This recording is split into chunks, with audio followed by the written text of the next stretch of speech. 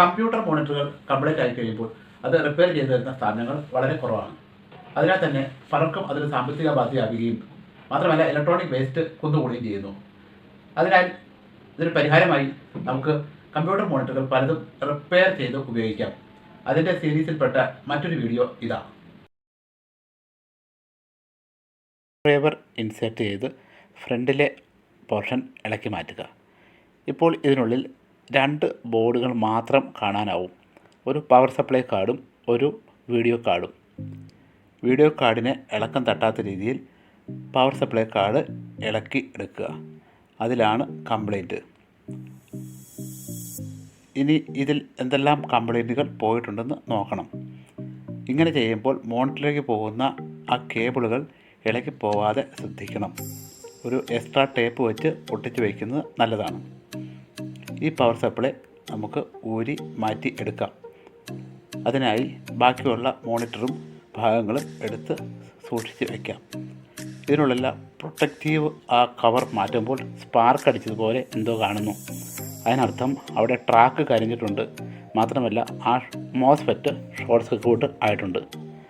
അപ്പോൾ ഈ MOSFET 4N60 എന്നുള്ള നമ്പറിലുള്ളതാണ്.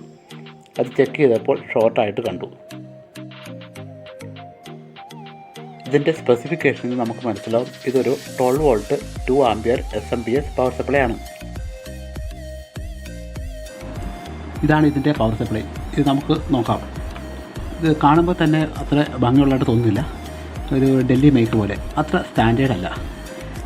ഇതിനകത്ത് പോയിരിക്കുന്ന ഇവിടുത്തെ മോസ്ഫെറ്റാണ് 8N60 എന്ന മോസ്ഫെറ്റാണ്.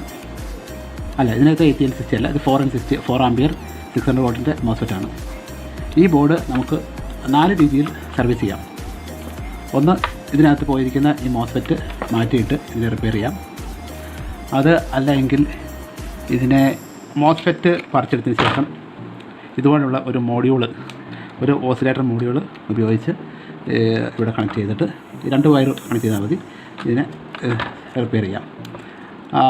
അത്രയും നല്ലൊരു ബോർഡ് അല്ലാത്തതുകൊണ്ട് ഞാൻ ഉദ്ദേശിക്കുന്ന ആ രീതിയിലല്ല. ഇനി മറ്റൊരു രീതി എന്ന് പറയുന്നത്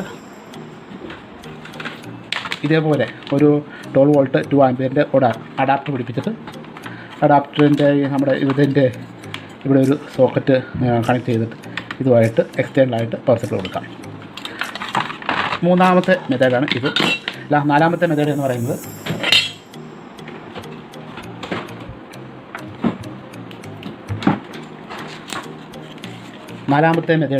ഇതുപോലുള്ള ചെറിയ 12 വോൾട്ട് 2 ആംപിയർ SMPS നമുക്ക് ഇതിനകത്ത് ഇതിൻ്റെ അത് അഴിച്ചിട്ട് പിടിപ്പിക്കാം. അതാണ് ഇതൊരു മെറ്റൽ എൻക്ലോഷറിനകത്താണ് വരുന്നത്. ഇതിനുള്ളിലുള്ള SMPS സർക്യൂട്ട് അഴിച്ചെടുക്കുകയാണെങ്കിൽ ഇവിടെ ഇതിൻ്റെ ഈ സ്ഥലത്ത് തന്നെ നമുക്ക് പിടിപ്പിക്കാൻ പറ്റും. മാത്രമല്ല ഇതിന് ഉള്ളിലിരിക്കുന്നതിനെക്കാട്ടിലും കുറച്ചുകൂടെ ക്വാളിറ്റി ഉള്ളതാണ് ഈ SMPS. നമുക്ക് ഈ SMPS ഒന്ന് അഴിച്ചു നോക്കാം. ഇതാണ് SMPS. നമുക്ക് ഇതിനകത്ത് എടുക്കാം. SMPS 12 വോൾട്ട് 2 ആംപിയർ ആണ്. അതുമായിട്ട് കമ്പയർ ചെയ്യുമ്പോൾ കുറച്ച് ചെറുതാണ്, എങ്കിലും 2 ആംപിയർ തരുമെന്നാണ് അവരുടെ അവകാശം. നമുക്ക് ഈ SMPS ഇതിനകത്ത് കണക്ട് ചെയ്യാം.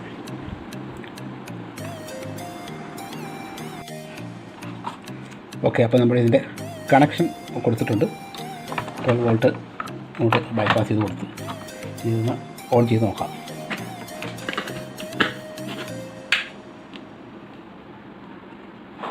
പവർ LED ഓൺ ആയിട്ടുണ്ട്. അതുപോലെ തന്നെ ഇവിടെ മോണിറ്ററിൻ്റെ വർക്ക് ചെയ്യുന്നുണ്ട്. അത് സ്റ്റാൻഡ് ബൈ മോഡിലാണ്. ഇപ്പോൾ നമുക്കത് ഓണാക്കാം. ഇപ്പോൾ കണക്ഷൻസ് എല്ലാം പൂർത്തിയായി. അത് ഇവിടെ ഫിക്സ് ചെയ്ത് ഡബിൾ സൈഡ് ടേപ്പ് വെച്ച് അത് ഒട്ടിച്ച് വെച്ചിട്ടുണ്ട്. ഇനി ഇതിൽ ഇത്തരം ഒരു മോഡ്യൂൾ ഉപയോഗിച്ച് നമുക്ക് നോക്കാം. ഇത് 5 to 24 വോൾട്ട് ഔട്ട്പുട്ട് തരുന്ന SMPSന് ഉപയോഗിക്കുന്ന ഒരു ഓസിലേറ്റർ മോഡ്യൂളാണ്. ഈ module DVD player, monitor, LED TV അങ്ങനെ 180 വാട്ടിൽ താഴെയുള്ള ഏതിലും ഉപയോഗിക്കാം എന്നാണ് പറയുന്നത്. ഇത് 4 വയറുള്ള മോഡലാണിത്. 5 വയറുള്ള മോഡലും കിട്ടുന്നുണ്ട്. ഇതിനകത്ത് 2 എണ്ണം red and black power supply കൊടുക്കാം. ബ്ലൂ ആൻഡ് യെല്ലോ ഔട്ട്പുട്ട് സൈഡിൽ വേണം കണക്ട് ചെയ്യാൻ. എങ്ങനെ കണക്ട് ചെയ്യണം എന്നുള്ള ഒരു ഇൻസ്ട്രക്ഷൻ പേപ്പർ ഇതിനകത്തുണ്ട്. ഈ പേപ്പറിൻ്റെ ഒരു ക്ലോസപ്പ് വ്യൂ ഞാൻ അവസാനം ഇടുന്നുണ്ട്. എങ്ങനെയാണ് വയറിങ് ചെയ്യേണ്ടത് എന്നൊക്കെ ഇതിനകത്ത് എഴുതിയിട്ടുണ്ട്. നമുക്കൊന്ന് നോക്കാം. ഇതിൽ ഉപയോഗിക്കുന്ന 300 വോൾട്ട് കപ്പാസിറ്റിന് ശേഷം റെക്ടിഫയർ കഴിഞ്ഞ് ഫിൽട്ടർ കപ്പാസിറ്റിന് ശേഷമുള്ള 300 വോൾട്ട് അവിടെയാണ് ഇത് കണക്ട് ചെയ്യേണ്ടത്. ട്രാൻസ്ഫോമറും അത് തന്നെ ഉപയോഗിക്കാം. എക്സിസ്റ്റിംഗ് ഫിൽട്ടർ റെക്ടിഫയർ സർക്യൂട്ട് അതുപോലെ തന്നെ ഉപയോഗിക്കണം, കൂടാതെ അതേ ട്രാൻസ്ഫോമർ. അപ്പോൾ എന്താ പ്രത്യേകത എന്ന് വെച്ചാൽ ഇതിൻ്റെ ഇതേ പവർ സപ്ലൈ നമുക്ക് റീയൂസ് ചെയ്യാൻ പറ്റും. അതിനായിട്ട് മോസ്ഫെറ്റ് ഊരി മാറ്റുക. മോസ്ഫെറ്റ് ഊരി മാറ്റി അതിൻ്റെ ഫീഡ്ബാക്ക് സർക്യൂട്ടും ഉപയോഗിക്കേണ്ട, ബാക്കി മോസ്ഫെറ്റ് സൈഡ് മാത്രം. മോസ്ഫെറ്റ് ഊരി മാറ്റിയാൽ നമുക്ക് അതിൻ്റെ ഡ്രെയിൻ സൈഡ് കിട്ടുമല്ലോ. ഇനി ബ്ലാക്ക് വയർ ഇതിൽ നെഗറ്റീവ് കണക്ട് ചെയ്യുക. ബ്ലൂ വയറല്ല, റെഡ് വയർ ബ്ലാക്ക് വയർ കുറച്ച് വണ്ണം കൂടിയതാണ്. ബ്ലാക്ക് വയർ നെഗറ്റീവ് കണക്ട് ചെയ്യുക. അതുപോലെ റെഡ് വയർ പോസിറ്റീവ് 300 വോൾട്ട് വരുന്ന ട്രാൻസ്ഫോമറിന് അപ്പുറത്ത്, അതായത് ആദ്യം മോസ്ഫെറ്റിൻ്റെ ഡ്രെയിൻ ഇരുന്ന അതേ സൈഡിൽ കണക്ട് ചെയ്യുക. അതാണ് ഇവിടെ കൊടുത്തിരിക്കുന്നത്. അവിടെ ഉള്ള ഒരു ബഫർ സർക്യൂട്ടുണ്ട്. ആ സർക്യൂട്ട് അവിടെ ഇരുന്നോട്ടെ, അത് പ്രൊട്ടക്ഷൻ വേണ്ടിയുള്ളതാണ്, അത് പറിക്കണ്ട. ബ്ലാക്ക് നെഗറ്റീവിലും പോസിറ്റീവ് വയറായ റെഡ് ഡി എന്ന് കൊടുത്തിട്ടുണ്ട്. ഡി എന്ന് വെച്ചാൽ ഡ്രെയിനാണ്. മോസ്ഫെറ്റ് പറിച്ച് മാറ്റിയതിന് ശേഷമുള്ള ആ ഡ്രെയിനിൽ കൊടുക്കുക. ഇനിയുള്ള yellow and blue wire output 12 വോൾട്ടിൽ അവിടെ സെൻസിങ്ങിനായി കൊടുക്കുക. യെല്ലോ വയർ പോസിറ്റീവ് 12 വോൾട്ട് കൊടുക്കുക.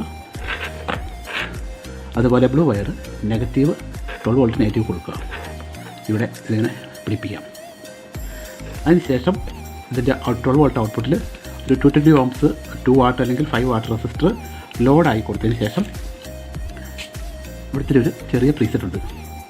ഈ പ്രീസെറ്റ് അഡ്ജസ്റ്റ് ചെയ്തിട്ട് ഔട്ട്പുട്ട് കറക്റ്റായിട്ട് വയ്ക്കാം. ഡിഫോൾട്ടായിട്ട് ഇത് ഓൺ ആക്കുമ്പോൾ 4.5 വോൾട്ട് വരും എന്നാണ് അവർ എഴുതിയിരിക്കുന്നത്. ഇത് വളരെ സിമ്പിളായിട്ടുള്ളൊരു മൊഡ്യൂളാണ്. മിക്കവാറും എല്ലാ ഇലക്ട്രോണിക് ഷോപ്പിലും കിട്ടും. ഏത് SMPS വേണമെങ്കിലും ഇങ്ങനെ റിപ്പയർ ചെയ്യാം. ഇവർ പറയുന്നത് 180 വാട്ട് മാക്സിമം ഉപയോഗിക്കാം എന്നാണ്. 5 വോൾട്ട് ടു 24 വോൾട്ട് 5 വോൾട്ട് 24 വോൾട്ടുള്ള LED TVകളൊക്കെ ഇത് ഉപയോഗിക്കാം. ഇനി പഴയ ടൈപ്പ് CRT ട്യൂബ് ഉള്ള SMPS ആണ് റിപ്പയർ ചെയ്യുന്നതെങ്കിൽ ഇത് പറ്റില്ല. ഇത് ലോ ഡ്യൂട്ടി എന്ന് പറയും.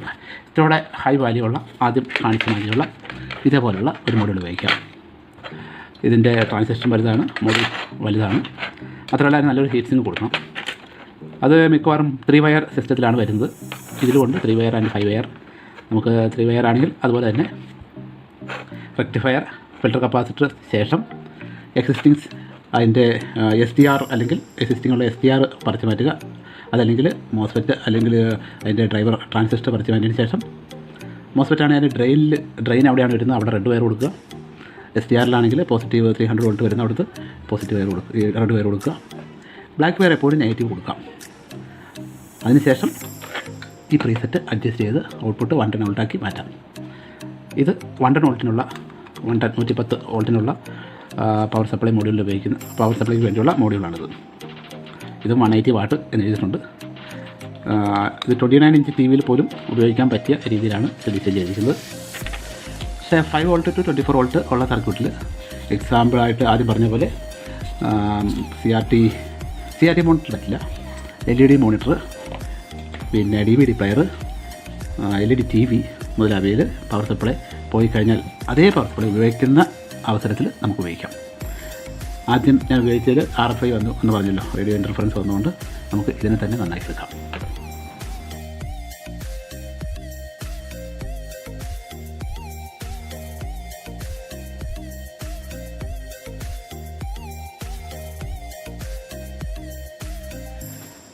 സർക്യൂട്ടുകളെല്ലാം പൂർത്തിയായിട്ടുണ്ട്. ഇനി ഇത് ഒന്ന് ടെസ്റ്റ് ചെയ്ത് നോക്കാം. ടെസ്റ്റ് ചെയ്യാനായി സ്വിച്ച് ഓൺ ചെയ്യാം. ഇപ്രകാരം ചെയ്യുമ്പോൾ എപ്പോഴും ഒരു ടെസ്റ്റ് ലാമ്പ് വഴി മാത്രം ചെയ്യുക. എങ്ങനെയാണ് സീരീസ് ടെസ്റ്റ് ലാമ്പ് ഉണ്ടാക്കുന്നതിനുള്ള ഡിസ്ക്രിപ്ഷൻ ബോക്സിൽ കൊടുത്തിട്ടുണ്ട്. ഇപ്പോൾ ഇതിൻ്റെ വോൾട്ടേജ് 5.35 കാണിക്കുന്നു, ഏകദേശം കോൺസ്റ്റൻ്റ് ആണ്. ഈ പ്രീസെറ്റ് അഡ്ജസ്റ്റ് ചെയ്തുകൊണ്ട് 12 വോൾട്ട് ആക്കി മാറ്റാം. ഇപ്പോൾ അസംബിൾ ചെയ്ത ബോർഡ് ഇതിനകത്ത് ഫിക്സ് ചെയ്തിരിക്കുന്നു. ഇനി ഇത് നമുക്ക് സ്വിച്ച് ഓൺ ചെയ്യാം.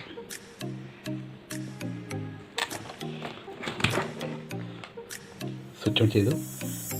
ഇത് നോ സിഗ്നൽ മോഡിലേക്ക് പോയിരിക്കുന്നു.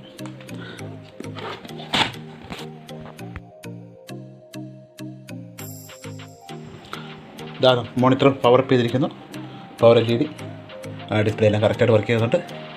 ഇനി ഇതിനെ നമുക്ക് ക്ലോസ് ചെയ്യാം. ഇതിനെ ഫിക്സ് ചെയ്ത് നേരെ വയ്ക്കാം.